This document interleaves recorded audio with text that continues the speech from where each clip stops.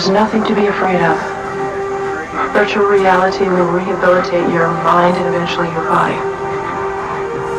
You'll be alright, I promise. Just concentrate. Just concentrate. I'll trust the music. Trust the music. Trust the music.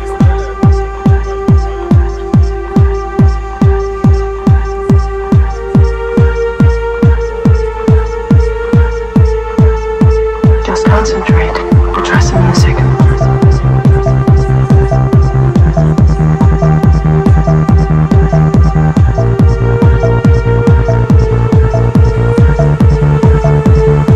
Just concentrate.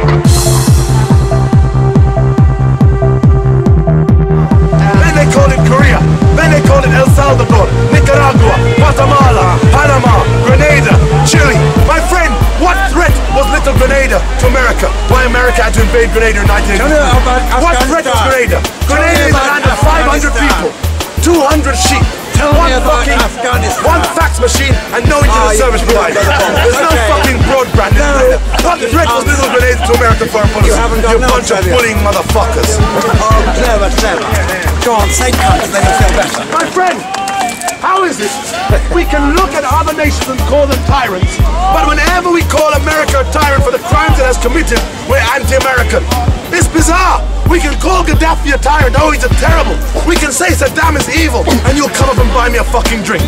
But as soon as I say America's a tyrant nation, American foreign policy is wicked. Oh, how can you say that? How can you say that? Yeah, fucking are. Don't say that, my friend. You're Arab. You have problems. You have problems. I can get my man. Listen, white people can say the war in Iraq and Afghanistan is wrong. It's terrible. White people can say British troops should not be in Iraq and Afghanistan. White people can say that, and it's all right. They're just leftist liberals.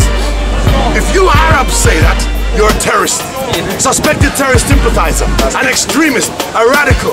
MI5 and the CIA will bug your phones before you know you're in Guantanamo Bay. So I would advise you not to say that. Let we black people and white people say that. Fuck America. Fuck America. No, don't say that.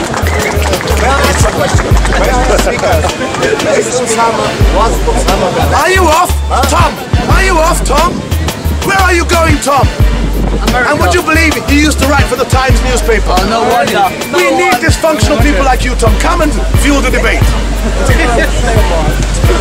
What's your argument, Tom? Right, okay, my argument is Afghanistan. All countries, a lot of countries are aggressive. In that time, if you remember Afghanistan last time was invaded by the Russians. Yes. We supplied arms to the Afghan fighters, and so did the Americans. Very wrong indeed, but we did it. Sir, the idea that Tommy, you said Afghanistan was an aggressive nation. We must remember the Afghan-Russian war. He said during that time, I said nothing about aggressive. He's referring to America, the West, supported the Mujahideen, the Afghan fighters against the Russians. So I said nothing about Afghanistan being aggressive. I said nothing about the Afghanistan being aggressive. They were not. Can't trust the bloody media. Well, no. Okay, so he said the Afghans were not aggressive. No, they were attacked. They were attacked by the Russians and then by the Americans. As part what? Defending them. They defend themselves. Go on, Tom. Okay, right.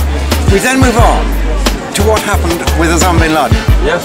We recognise he said, we are at war, and I quote, we are at war with America. Yes? We are at war with America, he said. Yeah, okay. And then you say, here's this man who denied that he attacked the Twin Towers. Yes. Now tell me, what makes you think he was I see, Tom. Now you're an intelligent man. God bless you, Squire, yes. You're an intelligent man, I assume.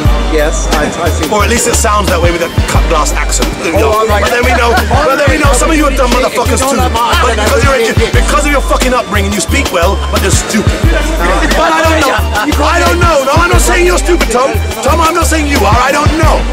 I don't know. But you are suggesting that Osama bin Laden said, we are at war with America. Yes. And how does that link him to 9/11? What it means is... Take your time. Okay, good rhetorical bit. He had every interest. He attacked America. He said it was wrong. He said they needed punishing. All that. Now, it seems very unlikely that he was not involved in the attack. If he did not do it, if he did not organize it, he was Al-Qaeda. He represented Al-Qaeda. Who did? Okay, good point. He said he represented Al-Qaeda. If he didn't do it, he must have been involved in it. Now, Who did? Yes, fair enough. now, who did? Now, you expect a black man with his hair like this and a gold tooth to know? From Brixton. He says, who did it? Sir, Tom, let me say this. I only deal with logic, rationale, and the subject of debate.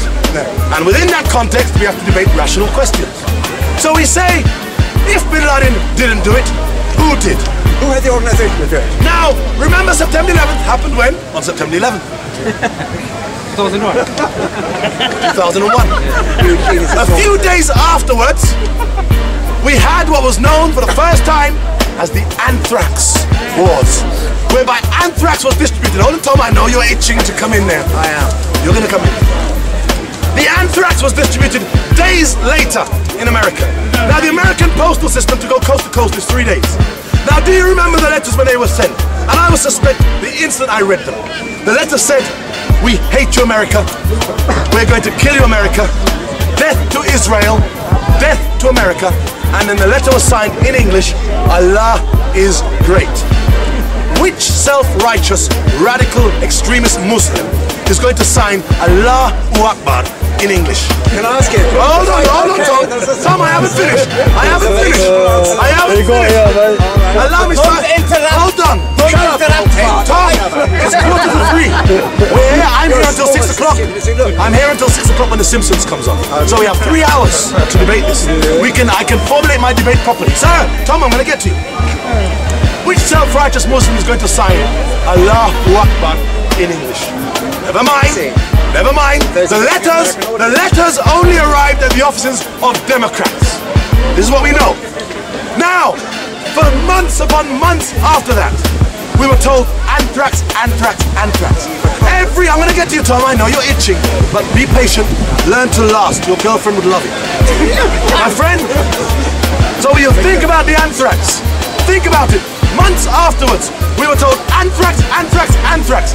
Every major newspaper, The Guardian, The Times, Mun, Pice, the BBC, Sky News, Fox News, all the world's media. Anthrax, anthrax, anthrax. Anthrax, anthrax, anthrax. Anthrax, anthrax, anthrax.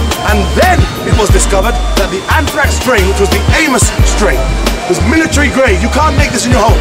And you know these Muslim extremists, they're not very good at it. They're bloody stupid. They go on the internet and buy fertilizer using their own Hotmail account. Hold on, I'm gonna get to you, Tom. Tom, don't go. Tom, I'm gonna round up. Okay, Tom. No problem. You lost the argument. But let's deal with it. Muslim extremists, they're not very good at it. They buy fertilizer online. The anthrax that was used in September the 11th, after September the 11th, was the Amos strain. That strain, it was discovered, came from Fort Detrick in Maryland, an American military base. It has also been exposed that the CIA applied for access to Fort Detrick, Maryland, in May of 2001, months before the attack. And all of a sudden, as soon as it became public that the anthrax strain came from America, all of a sudden the story was dropped by the media. There was no more investigations, no more discussions. You didn't see no panoramas, no dispatches. You didn't see John Simpson at Media Hall jump up on the scene saying, here I am, investigating the scene of where the anthrax came from. Everything just died.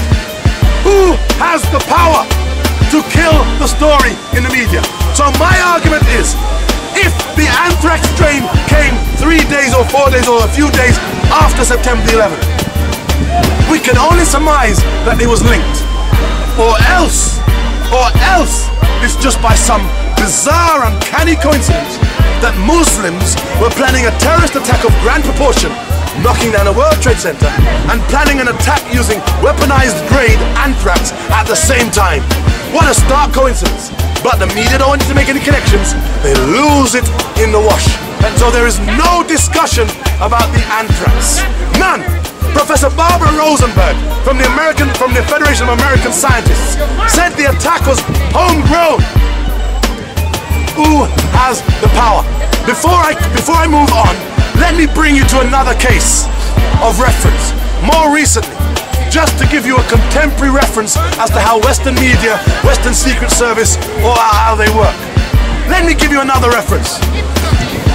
For those of you who are British, or who live in England, or who were here last year, last July, or thereabouts, last year, an MI6 spy was found dead in his home, which was owned by the security services of Britain.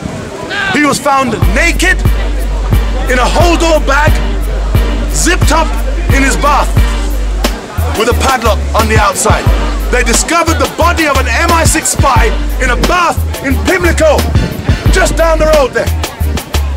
The media tried to tell you that he committed suicide. And then someone asked the logical question, how can he commit suicide if the bag was padlocked from the outside? As though the media didn't ask themselves these questions.